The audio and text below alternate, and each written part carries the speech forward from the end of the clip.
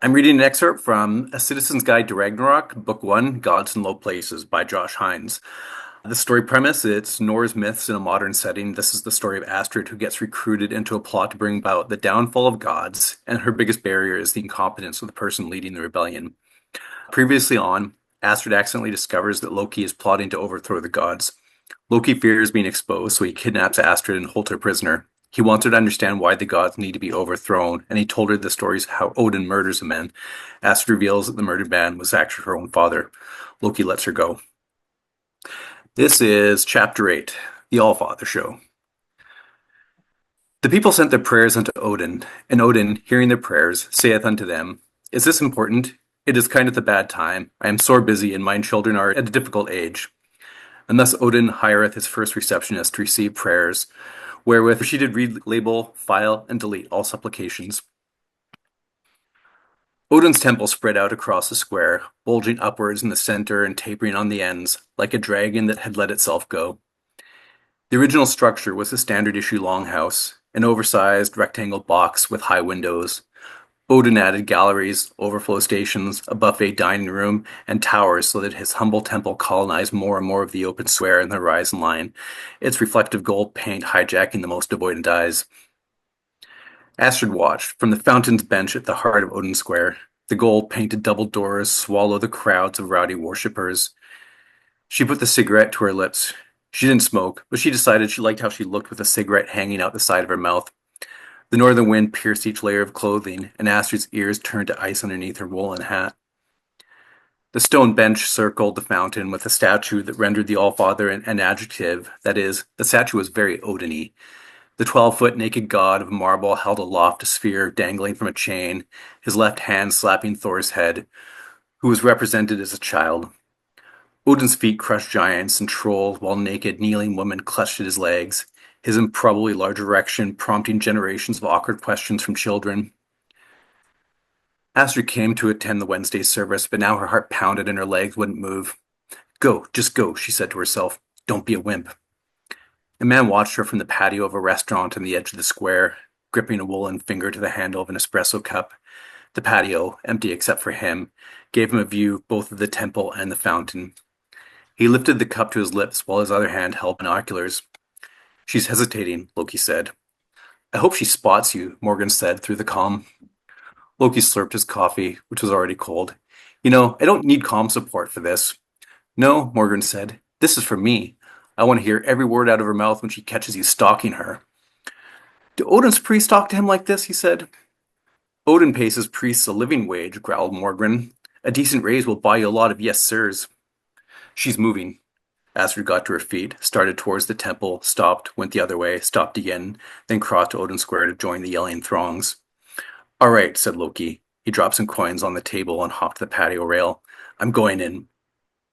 And you think no one will recognize you in that disguise? Of course not, the trickster said. He checked himself on his camera phone, straightened his black mustache, patting down the gray wig, and running his tongue over the jagged yellow false teeth. I look like one of Odin's followers. I told Eadgar, make me look like the uncle no one invites to Christmas. He joined the crowd, keeping watch of Astrid's green toque moving through the crowds. An elderly lady wearing a yellow MMMGS cap, must make Midgard great still, shuffled beside him. Morning, Loki, she said. Loki tilted his head to her. Good morning, mortal. He pushed through the crowd, past all the worshippers who greeted him, not losing sight of Astrid. An usher directed her to a pew.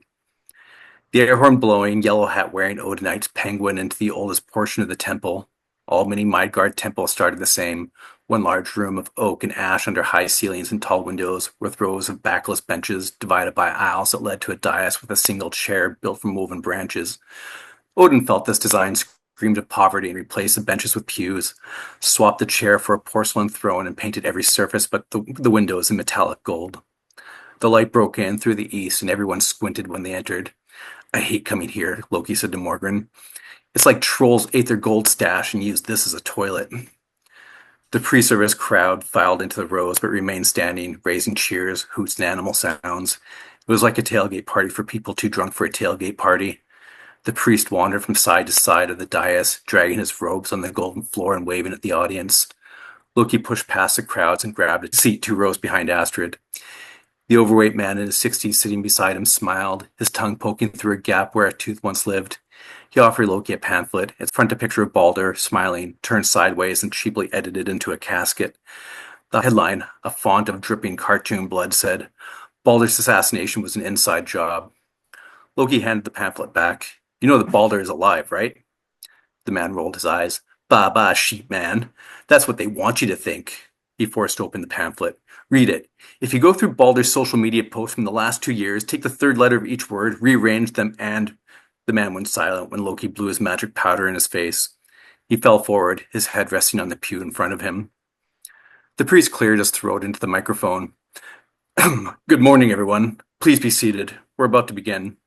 Applause sounded through the hall. Now, said the priest, normally I would take some time to introduce he who needs no introduction, but after recently being shot at for taking too long, I'm just going to give him the stage. Here, it's Odin. The priest ran through the 20-foot door beyond the dais. Everyone got to their feet and roared, except Astrid. Feet stamped, horns blew, and some dawned eye patches, and it snowed golden confetti. Odin's head appeared over the crowd, rising out of the floor on a pulpitated platform, his hands elevated. The box floated above their heads with no visible wires or cranes. The audience's cheers became deafening. Odin's stand ascended, then drifted back where it halted. Good, he looked at his watch. Morning, everyone. Yells of good morning returned to him and more cheers. Astrid finally stood, though she palmed her face. Great, Odin said, waiting for the fanfare to end. When it did end, he said, You know, I draw the best crowds, the biggest crowds, the loudest crowds. No one has crowds like I do. More hoots. What should we talk about, he said. Have I ever told you the story of how I became CEO of a little organization called Asgard Industries? The audience clapped. Such a sad story, the chief god said. I had this person, well, I called him a father. He was no, he was a father, technically. And I had a mother, at Humla, Emer and Humla. Loki took his seat, for he'd heard the story, or one of its infinite variations a few times a month for centuries. Odin took 2 hours to tell the story as he would get distracted by his own thoughts, go on unrelated tangents about how sharks could outfight wolves, but only in the water, about celebrities he'd had affairs with, and about words he thought he'd invented like platypus or doom scroll. The meat of the tale is summarized thus. Odin and Ymir took opposite sides in the war. Ymir killed Odin's mom and threatened to destroy all of Midgard. Odin fought bravely in ways that sound nice in songs and look good in movies, and the Asgardians thanked him by making him CEO. Loki played on his phone, as he didn't believe a word of it. Audience members wiped their cheeks or shot silly string, rising to applaud when Odin finished. Astrid turned to squeeze out past the Odinites, seeing Loki 2 rows back. Her mouth fell open. She jumped onto the pew behind the worshippers, ran to the aisle, and rushed towards the exit. Loki followed. She saw me, he said to Morgan. Told you your disguise sucked, the priestess said. Astrid shoved the giant door open. Astrid, Loki called. She ignored him, marching east through Odin Square. Loki caught up with her by the fountain. His wig and false teeth were in his hands. Not a fan of the Allfather show? Astrid stopped and got in his face. Not a fan of stalkers either. Stalker, Loki said, his voice going high. You'd think I'd stalk you. Morgan said, You have binoculars in your pocket. Astrid ran at Loki and pushed him, and he pretended to stumble back. What do you want, Loki? I haven't told anyone about your little rebellion. You're all lying, murdering narcissists, and I don't care what you do to each other. I want you to join me, said Loki. He slouched, enough that he seemed more vulnerable. A month's pay says you're doing your slouching trick, said Morgan. God, I hope she sees through you. Astrid's mouth fell open, her teeth pulled back. Join you? She shoved him again. In your little fight? Why would I do that? She was loud, and her saliva landed on his cheek. Loki chose not to wipe it, and now it was all she could see. What he did to your dad, it was one of the most despicable things I've ever seen. Are you any better? Yes. Ish, said Morgan. Right, said Astrid, though she avoided his face and the drying spittle. She, at first, turned to the fountain, but Odin's marble erection stared her in the eye. She spun the other way. You're a power-hungry god who wants to overthrow a bigger, stronger, power-hungry god. I've seen enough of how you operate to know what a Loki dictatorship would look like. Say it, girl, said Morgan. I don't want to replace him, Loki said, bending his knees until he and Astrid were the same height. Astrid folded her arms and squinted. I don't want to run Asgard, Loki continued. I want to get rid of Odin, but I don't want what he has. Not interested. Astrid pushed past Loki and stomped away. Astrid, please. She kept walking. You're going to have to get real with her, said Morgan. You don't have enough credibility for your greater good shit. Loki bit his lip, watching Astrid grow smaller. He took my children. Astrid stopped, her shoulders raised. Did that work? Asked Morgan. She's not walking, but she's not turning around, Loki whispered. He hollered to Astrid. He hurt my family, just like he hurt yours. Astrid rocked from foot to foot. On the fourth rock, she half turned to Loki. Are you telling me the truth now? I swear it. Loki closed the distance. Let me, said the god, let me take you for a drink. Still silent. Loki dropped to his knee in front of Astrid. Please? Astrid's thumbnail was in her teeth. Somewhere nice. Sure. A place where the wine bottles have corks. You got it.